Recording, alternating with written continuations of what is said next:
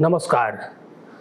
तवांग में चीनियों के साथ हाल ही में हुई मुठभेड़ में हिंदुस्तानी फौज ने जो दिलेरी दिखाई वो गर्व का विषय है।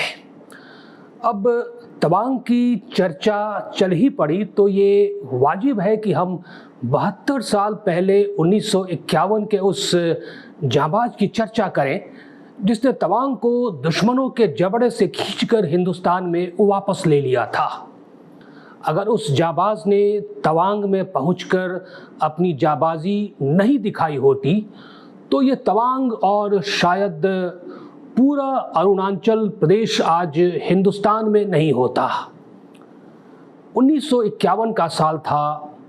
आधिकारिक रूप से तो तवांग हिंदुस्तान का था, किंतु फिर भी उस समय तवांग तिब्बत के स्थानीय शासक जिन्हें जोंगपेन कहा जाता था उनके कब्जे में था और उनके साथ होते थे उनके खतरनाक लड़ाके।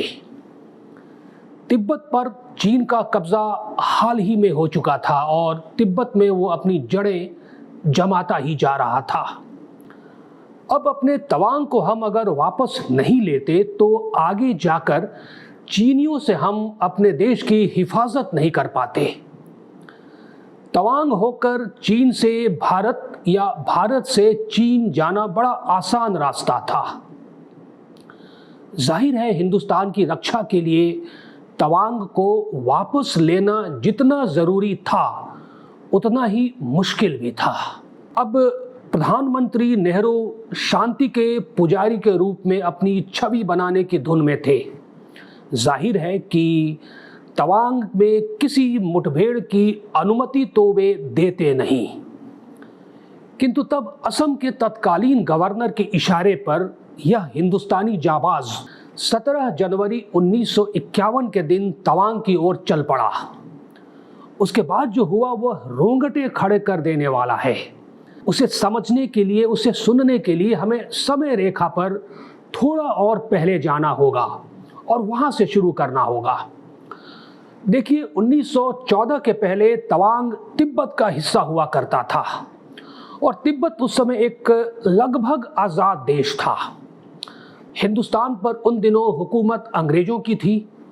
तिब्बत और ब्रिटिश इंडिया के बीच उन दिनों आपसी सीमा को लेकर कुछ विवाद चल रहा था। 1914 में इस विवाद का निपटारा तिब्बत, ब्रिटिश इंडिया और चीन ने मिलकर करने का प्रयास किया। इसे सिमला कन्वेंशन कहा गया। यहां पर तिब्बत ने कुछ भौगोलिक क्षेत्र ब्रिटिश इंडिया को सौंप दिया। अब तवांग भी इसी क्षेत्र में था, तो कायदे से तवांग 1914 में ही ब्रिटिश इंडिया या भारत ही कहिए का हिस्सा बन गया। उसी समय एक मैकमोहन लाइन बनाई गई जो भारत और तिब्बत के बीच की सीमा बनी। अब तवांग और उसके आसपास के इलाके को ब्रिटेन ने नॉर्थ ईस्टर्न फ्रंटियर ट्रैक्ट का नाम दिया, जो आगे चलकर नेफा यानी नॉर्थ ईस्टर्न फ्रंटियर एजेंसी कहलाया और फिर आज़ाद हिंदुस्तान में आगे जाकर यह नेफा अरुणाचल प्रदेश बना। खैर, 1914 में जब तवांग भारत का हिस्सा हो गया, मैकमोहन लाइन बन गई, तो उसके अगले 20 वर्षों तक ब्रिटेन ने इस मैकमोहन लाइन को सक्रिय नहीं किया। ब्रिटेन ने यानी ब्रिटिश इंडिया ने इस लाइन को एक्टिवेट नहीं किया। तो मिला जुला कर तवांग समेत इस पूरे नेफा के क्षेत्र में तिब्बतियों का ही कब्जा रह गया। अब 1935 में एक प्रसिद्ध ब्रिटिश वनस्पति विज्ञानी यानी बोटैनिस्ट थे। उनका नाम था फ्रैंक किंगडन वार्ड। एक्सप्लोरर भी थे। तो 1935 में वे तवांग पहुंचे। अब तवांग में तो तिब्बती जोंगपेन का शासन था। मैकमोहन लाइन को एक्टिवेट किया ही नहीं गया था। तो तिब्बत के जोंगपेन के आदमियों ने फ्रैंक वर्ड को गिरफ्तार कर लिया। अब यहाँ ब्रिटेन के कान खड़े हुए। तो अब 1938 से लेके 1943 तक ब्रिटेन ने कई प्रयास किए कि ये जो नेफा का क्षेत्र है वहाँ से तिब्बतियों को हटा दिया जाए। अब इस दौरान ब्रिटेन ने कुछ छोटी मोटी सैनिक कार्यवाहियां भी की और अंततः 1942-43 तक इस इलाके से तिब्बतियों को हटा दिया गया। किंतु तवांग से तिब्बतियों को ब्रिटेन ने नहीं हटाया। अब ये स्थिति 1947 तक चलती रही, यानी तवांग भारत का होकर भी भारत के कब्जे में नहीं था। 1947 में भारत आज़ाद हुआ। अब तवांग से न तो तिब्बती खुद हटे और न ही प्रधानमंत्री नेहरू ने इस दिशा में कोई कदम उठाया। 1949 में चीन पर राजवंश जो है वहाँ का, उसका शासन खत्म हो जाता है और चीन पर शासन हो जाता है कम्युनिस्ट पार्टी ऑफ चाइना का। अब उनके आते ही चीन ने 1950 के अंत में तिब्बत पर कब्जा कर लिया। अब हिंदुस्तान में लोगों के कान खड़े हुए। तो उन्हीं दिनों एक जयराम दास दौलत राम थे, असम के गवर्नर थे, गांधी के शिष्य भी रह चुके थे। अब जयराम दास को यह उम्मीद नहीं थी कि नेहरू उन्हें तवांग में किसी मुठभेड़ की इजाज़त देंगे। उम्मीद अगर थी तो वह थी सरदार पटेल से, किंतु पटेल उन दिनों लगभग मृत्युशैया पर ही थे। तब जयराम दास ने असम में काम कर रहे एक सहायक राजनीतिक अधिकारी यानी असिस्टेंट पॉलिटिकल ऑफिसर को तलब किया। उस अधिकारी का नाम था मेजर बॉब खाटिंग। अब यहाँ से शुरू होती है तवांग की वह रोमांचक कहानी। जयराम दास को ये खबर थी कि मेजर खाटिंग पहुंचा हुआ खिलाड़ी है। मेजर खाटिंग के हाजिर होते ही जयराम दास ने उनसे पूछा, तवांग का नाम सुना है? मेजर खाटिंग ने कहा, नो सर। तब जयराम ने कहा, मेजर, तवांग इस नेफा के इलाके का एक बड़ा अहम हिस्सा है। तवांग को वापस लेना हिंदुस्तान की सुरक्षा के लिए बड़ा अहम है। अब इसे वापस लेने के लिए हम सेना की मदद भी नहीं ले सकते, क्योंकि तब दिल्ली में हंगामा हो जाएगा और हमें दिल्ली से इसकी इजाज़त नहीं मिलेगी। तुम यह सीक्रेट फाइल लो, इसे पढ़ो और तब चुपचाप तवांग जाओ और उसे हिंदुस्तान में मिला लो। किसी को कानो कान खबर न हो। मेजर ने कहा, यस सर। फाइल ली और मेजर चले गए। अब सोचिए, तवांग को वापस लेना है दूसरे देश के कब्जे से, जहां चीन भी आ चुका है। सेना की मदद भी नहीं लेनी है। पर मेजर खाटिंग थे पहुंचे हुए खिलाड़ी, नागा थे, उनका पूरा नाम था रालिंगनाव खाटिंग। वे कुछ दिनों तक स्कूल में हेडमास्टर थे, फिर सेना में रहे और फिर तब नए नए बने असम राइफल में उन्हें नौकरी मिल गई। अब उस इलाके से परिचित थे, उस इलाके में जासूसी का काम भी किया था, घाट घाट का पानी पिया था मेजर बॉब खाटिंग ने। बाद में असम में असिस्टेंट पॉलिटिकल ऑफिसर के पद पर आ गए और यही वह समय है जब उन्हें असम के गवर्नर ने तलब किया था। तो उस दिन सीक्रेट फाइल को लेकर मेजर अपने घर चले गए। कुछ दिनों के बाद लौट कर आए और गवर्नर जयराम दास से कहा कि बेशक वे तवांग को वापस ले लेंगे, लेकिन उन्हें 2 महीने का समय चाहिए। गवर्नर ने उन्हें 45 दिनों का समय दिया और 25,000 रुपए भी दिए। कहा कि जाओ तवांग को वापस हिंदुस्तान में मिला लो। अब मेजर खाटिंग के सामने चुनौती तो बहुत बड़ी थी, पर देश के लिए कुछ कर गुजरने का जज्बा भी था। तो असम राइफल्स के समूह से उन्होंने 200 सिपाहियों को लिया। वहीं से उन्होंने कप्तान हेम लिंबू को भी साथ में ले लिया। 200 खच्चर, 400 साधारण कुली और साथ में 200 पहाड़ी कुलियों को भी इकट्ठा कर लिया। अब 17 जनवरी 1951 के दिन यह पूरी टोली तवांग के लिए रवाना हो गई। किंतु यहाँ पर एक नया मोड़ आ गया। 19 जनवरी को ही अंग्रेज पॉलिटिकल ऑफिसर विलियम, जो उस इलाके में तैनात था, उसने यह सब देख लिया। उसने खाटिंग से सवाल पूछना शुरू किया। अब मेजर खाटिंग को यह समझ में आ गया कि अब सीधे रास्ते काम नहीं चलेगा। तब मेजर ने साफ साफ कहा, देखो विलियम, तुम्हारे सामने दो रास्ते हैं, या तो हम तुम्हें गिरफ्तार कर लेंगे या तुम हमारे साथ चलो, हमारा साथ दो। अब विलियम के पास कोई चारा नहीं था, तो वो इनके साथ हो गया। अब टोली चल पड़ी आगे। रास्ते में कई बाधाएं आईं, आती चली गईं। रास्ते के कई तिब्बती जोंगपेन और उनके गुंडों ने उन्हें रोकने की कोशिश की, पर मेजर खाटिंग इन सभी बाधाओं को पार करते चले गए। रास्ते में वे असम राइफल्स का झंडा भी लगाते चले गए, जो ये बताता था कि ये हिंदुस्तान का इलाका है। अब भालुकपोंग, जामिरी और बॉमडिला होते हुए मेजर खाटिंग की पूरी टोली 25 जनवरी को नेफा के दिरांग इलाके में पहुंची।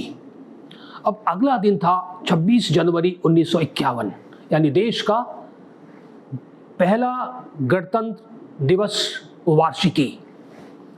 अब एक जाबाज गणतंत्र दिवस कैसे नहीं मनाता, जाबाज सिपाही थे। तो मेजर और उनकी टोली ने 26 जनवरी को वहीं डेरांग में हवाई फायर किया और खुलकर किया, और जमकर उल्लास भी मनाया। दुश्मनों के इलाके में थे, फिर भी एक जाबाज की तरह मेजर ने दिलेरी से गणतंत्र दिवस मनाया। दिरांग का शासक था काटुक लामा, वहां का स्थानीय प्रशासक। उसका झुकाव तवांग की तरफ था। तो मेजर खाटिंग के यह तेवर देखकर वह डर गया और उसने आत्मसमर्पण कर दिया, किंतु चुपके से उसने अपने संदेशवाहकों को तवांग के लिए रवाना कर दिया, ताकि तवांग का जोंगपेन खाटिंग का सामना करने के लिए तैयार हो जाए। अब 4 फरवरी को मेजर की टोली जांग नामक इलाके में पहुंची। वहां तमाम गांवों के मुखियाओं को मेजर ने बुलाया और समझाया, उनसे मिले कि अब आज़ाद भारत के वे सब गांव के लोग अब आज़ाद भारत के आज़ाद नागरिक हैं और उन्हें अब जोंगपेन को किसी भी तरह के टैक्स देने की कोई ज़रूरत नहीं है। अब वहां से टोली आगे बढ़ी और 6 फरवरी को पहुंची ज्ञानकर के इलाके में। वहां पे जो स्थानीय जोंगपेन थे, उन्होंने मेजर को घूस देने की कोशिश की और कहा कि आप यहाँ से लौट जाइए। सोने के सिक्के उन्हें देने की कोशिश की गई, किंतु मेजर आगे बढ़ते चले गए। 7 फरवरी को अंततः ये पूरा दस्ता तवांग पहुंच गया। अब 2 दिनों तक तवांग के मोनेस्ट्री के आसपास मेजर ने अपने सिपाहियों के साथ एक स्थायी बेस तैयार करने का प्रयास किया। तवांग के जोंगपेन को, जिसका नाम नेरत्संग था, उसे मीटिंग के लिए न्योता भी भेजा, किंतु 9 फरवरी तक तवांग का जोंगपेन मीटिंग के लिए तैयार ही नहीं हुआ। इलाका पूरा दुश्मनों का था, किंतु मेजर भी कम दिलेर नहीं थे। तब 10 फरवरी को मेजर के निर्देश पर उनके सिपाहियों ने 2 इंच मोर्टार से 20 राउंड फायरिंग की और .303 के 1000 राउंड फायरिंग की और पूरा पहाड़ी इलाका धमाकों की आवाज से गूंज उठा। दुश्मनों के दिलों में दहशत सी भर गई और अगले दिन मेजर ने मोनेस्ट्री के सामने हिंदुस्तान का झंडा भी फहराया। और तब सुबह सुबह मेजर खाटिंग के सिपाही 4 घंटे तक तवांग शहर में मार्च करते रहे, बंदूकें उठाए हुए। अब जोंगपेन को लगा कि शांति का संदेशा भेजकर कम से कम कुछ समय तो टालना चाहिए, तो अंततः उसने शांति का संदेशा भेजा। आनन फानन में हिंदुस्तान में विलय के लिए संधि का एक ड्राफ्ट तैयार किया गया। विलियम ने जोंगपेन से बातचीत शुरू की, किंतु बात अभी भी नहीं बनी। जोंगपेन अपने सैनिकों के साथ तवांग छोड़ने के लिए तैयार ही नहीं हुआ और न ही तैयार हो रहा था। तब खाटिंग ने तवांग के सभी स्थानीय अधिकारियों को अपने कैंप में बुलाया।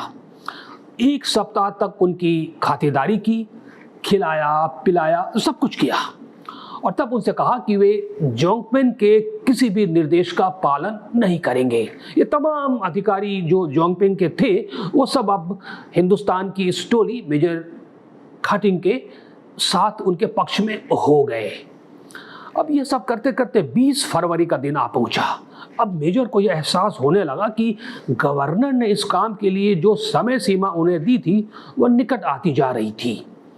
तब 20 फरवरी को खाटिंग ने अपने 100 सिपाहियों तथा अपने पक्ष में कर चुके स्थानीय अधिकारियों के साथ जोंगपिन के महल में पहुंचे। मेजर का रुतबा तो तवांग में जग जाहिर हो चुका था, तो स्पष्ट है कि उनका कोई प्रतिरोध नहीं हुआ। अब महल में पहुंचकर उन्होंने बड़े प्रेम से, बड़े प्यार से जोंगपिन को समझाया कि देखो, तवांग तो 1914 की संधि के बाद से ही भारत का हो चुका है, इसलिए अब आप तवांग को खाली कर दीजिए। जोंगपिन की आंखें फटी रह गई। उसने कहा कि मुझे तो ये मालूम ही नहीं है कि तवांग भारत का हिस्सा है और ये 1914 की संधि के बाद भारत में इसका विलय हो गया है। तो आप मुझे ल्हासा में बैठे दलाई लामा से अप्रूवल लेने दीजिए। तो मेजर ने कहा कि दलाई लामा का कैसा अप्रूवल? तिब्बत पर तो चीन ने कब्जा कर लिया है। अब यह बात हो ही रही थी कि तभी एक विचित्र संयोग हुआ।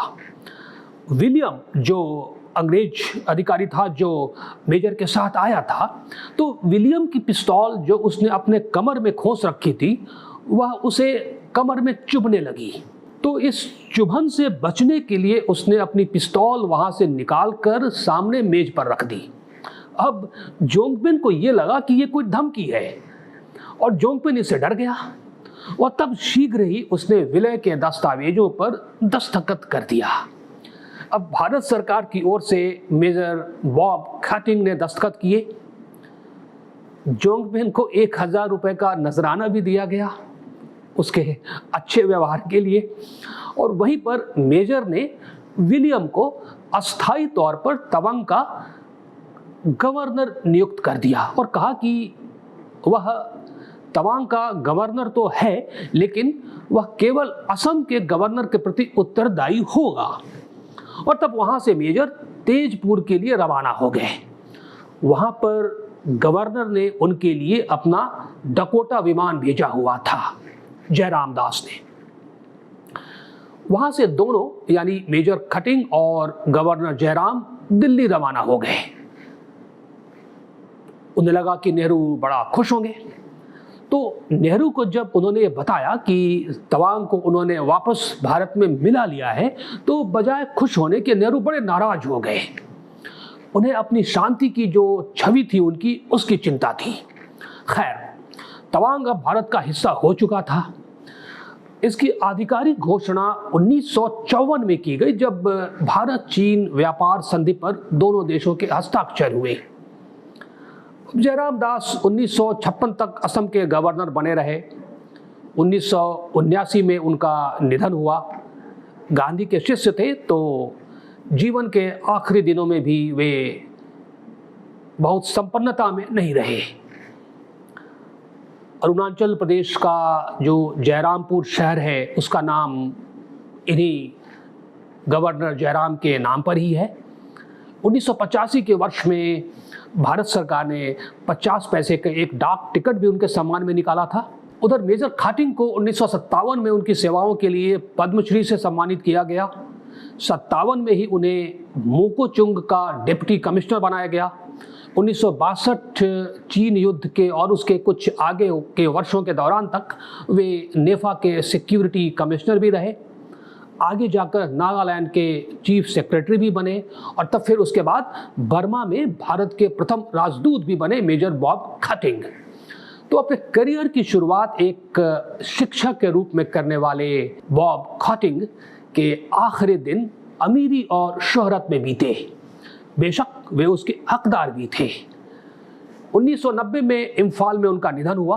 तो सामरिक दृष्टि से बड़ा ही महत्वपूर्ण इलाका तवांग आज अगर भारत का हिस्सा है, तो इसके लिए हमें शुक्रगुजार होना चाहिए जयराम दास दौलत राम का और इस पूरे मिशन के हीरो मेजर बॉब खाटिंग का। तो चलिए आज हम इन दोनों को इसी बहाने याद करें और उन्हें श्रद्धांजलि दें। तो ये थी कहानी 1951 के मिशन तवांग की। इस वीडियो को लाइक करना और चैनल को सब्सक्राइब करना कृपया ना भूलें। जय हिंद।